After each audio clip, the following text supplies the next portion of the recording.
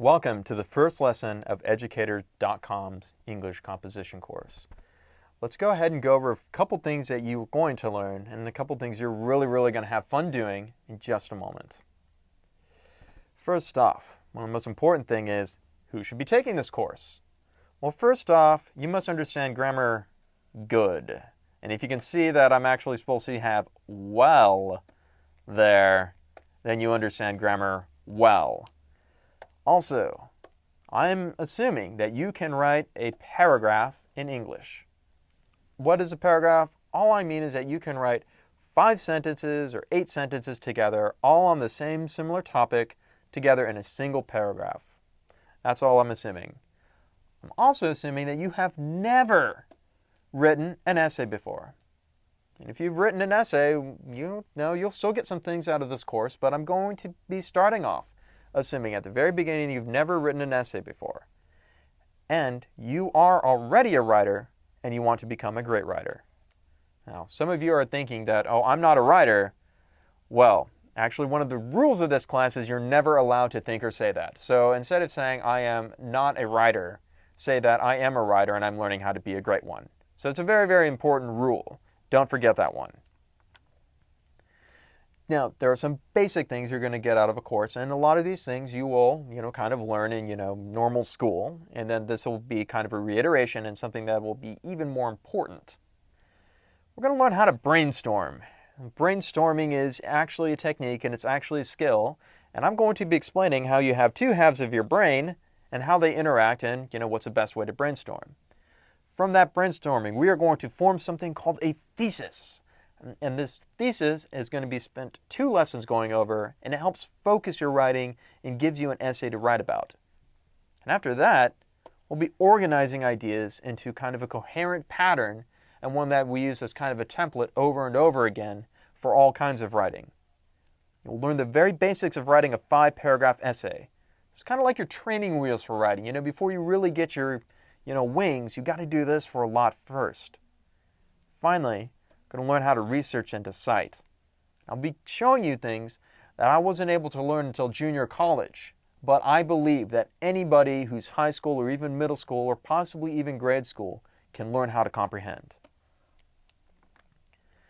Now after that, we're going to be going over some advanced stuff, some things that are a little bit harder to teach in a traditional classroom, but can be taught in kind of a context like this.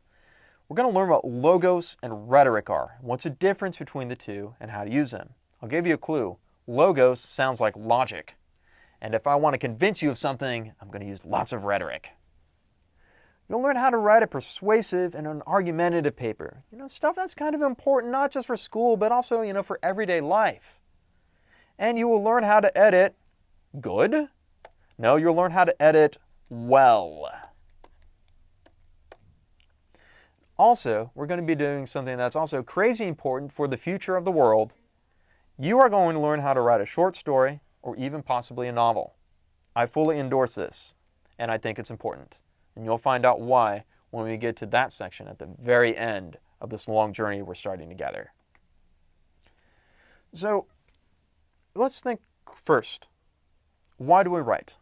Well, I bet a lot of you are thinking right now, I'm writing for grades.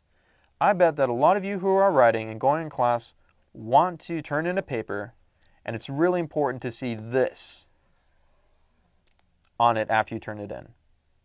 That's a grade. Grades are important. Yes, write for grades, but if that's the only reason why you're motivated to write, you can get exhausted real quickly.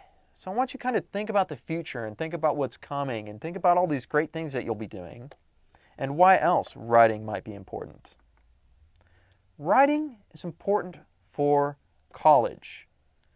Now, do I mean writing is important when you're in college? No, I mean writing is important for getting into college. And the reason is this. I have a friend who is an admissions counselor, and this is what she does. During the summers and during December and other important times of years, she gets a letter from a student saying how great and how important it is to go to college. And then she gets another one, and another one, and another one, and another one, and she gets a stack that goes all the way up to the ceiling. And she has to read through all of them. Imagine yourself in that person's shoes. What does she want to read? And how are you going to be the kind of student that's going to write something so amazing that she just thinks, wow. And she takes your application and she takes your essay and she puts that on the favorite pile. I want this person in my college. After college, or even maybe instead of college, there are these things called jobs. Jobs, careers, money, these are all important things for anybody in life. But how do you get the job you really want? I mean, do you want to be like flipping burgers your entire life? Do you want to be washing cars?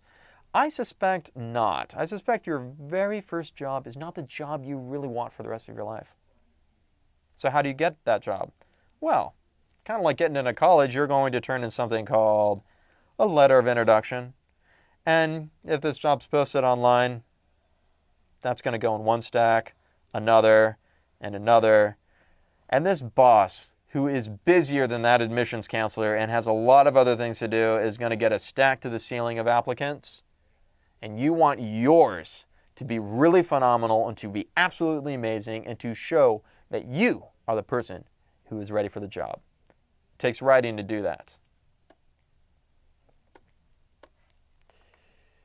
Now, there are 3 types of writing that I'm going to go over in this course. The first is what's called logos. I've already given you a hint of what that is. Rhetoric, and then finally creative writing. So what do these mean?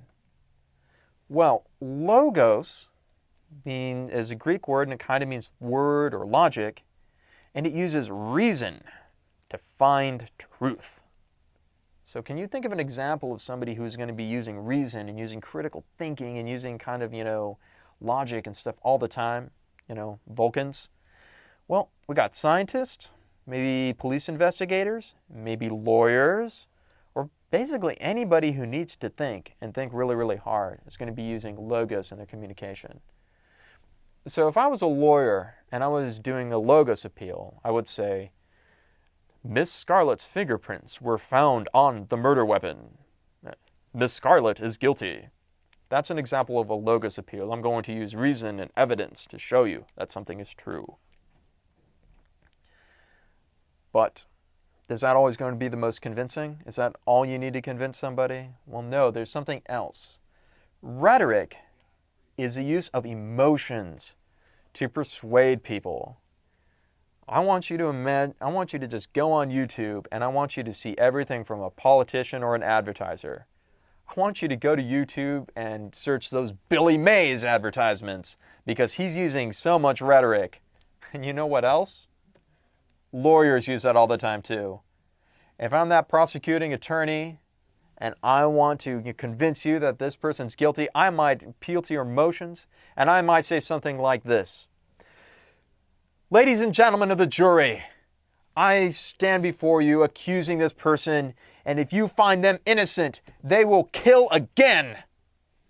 Ooh, I'm using fear. I want you to be afraid. I want you to feel principled about making this person guilty.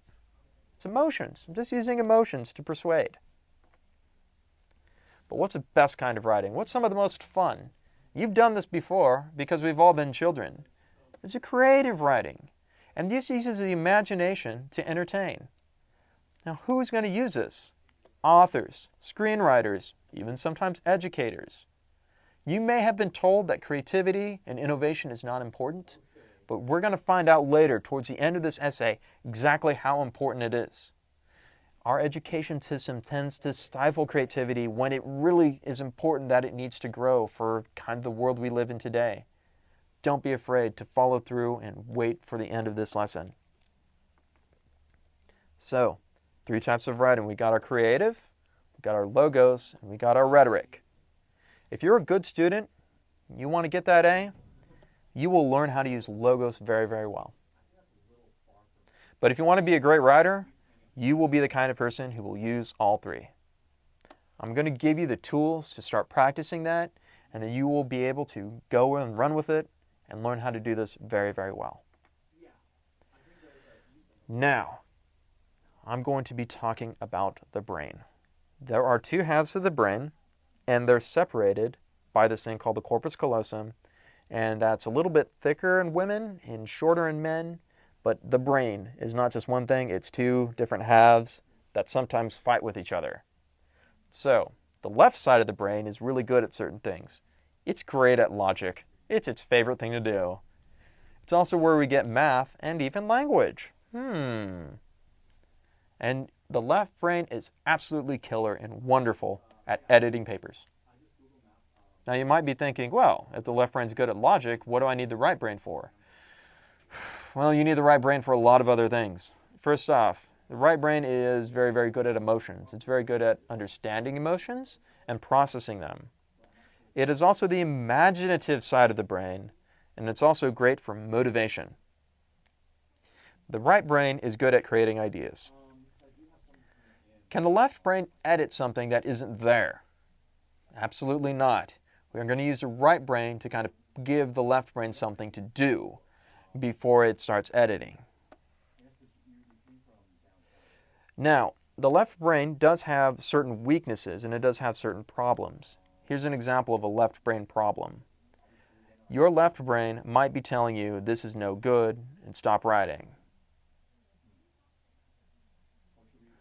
Well, I'm so worried about the grade and the assignment that you'll never start the assignment. That's a left brain problem. Right brain also has problems. The right brain might be saying to you at some point, this is no fun, I'd rather eat candy. It might also say something like, I don't use black and white ink, I want to write in color crayons. It might even say, oh look, something on the internet. Okay, so the left and right brain, you can kind of see, both have certain problems and weaknesses. So be careful about that. And I'll teach you how to kind of deal with both of these things in just a moment. Now, we're actually going to start an assignment now. And this is your very first assignment, and it's actually super easy. The first thing that you're going to need for your assignment is a notebook. Get a notebook that you like, and get a notebook that you think is, kind of fun and maybe even a little pretty. It's very important that you like this notebook and you don't use it for any other thing. Please, please, please avoid those boring, college-ruled, binder-sized notebooks. Those are boring. Don't get one of those. Get something like this. If you want to go fancier, go right ahead. But get a notebook that you like and is kind of special to you. Also, you need to get a pen. Absolutely get a pen. I did not say pencil, I said pen. I want you to get something that you can't erase. That's very, very important. The third item you're going to need is a timer of some sort. My timer just happens to be on my phone here, but maybe you have a kitchen timer or an egg timer, whatever. Timer can be everything you need. Now your task, your very, very important task, is for 5 times this week, write for 15 minutes with no interruptions. Absolutely, you must be using your pen and you must be using your notebook. You cannot type and you cannot use a pencil.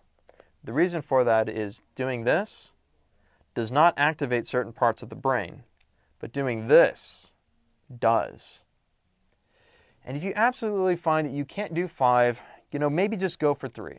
But don't do less than 3. It's only 45 minutes. I'm sure you can find a place and find room to go ahead and do this for 15 minutes.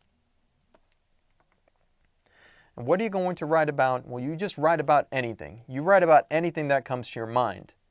And you need to be able to respond to those problems. Your left brain might tell you, this is no good. Stop writing. Erase that.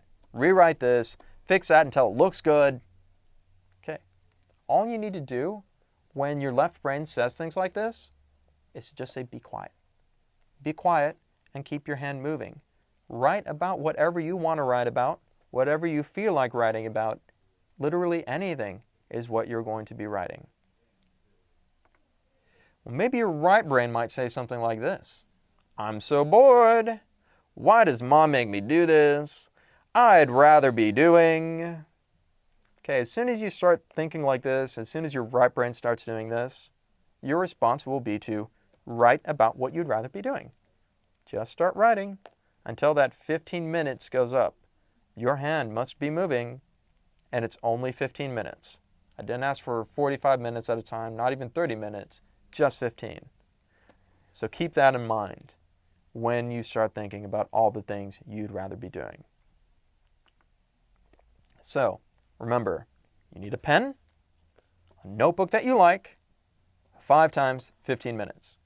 What do you write about? Absolutely anything. These are your journal entries and they're up to you to write about. Don't let the left brain edit you, and if the right brain gets bored, talk about why you're bored and what you'd rather be doing. Once you've done that, go ahead and go to the next lesson, and we'll see what we start doing with these ideas that you're writing. Thanks a lot for watching Educator.com.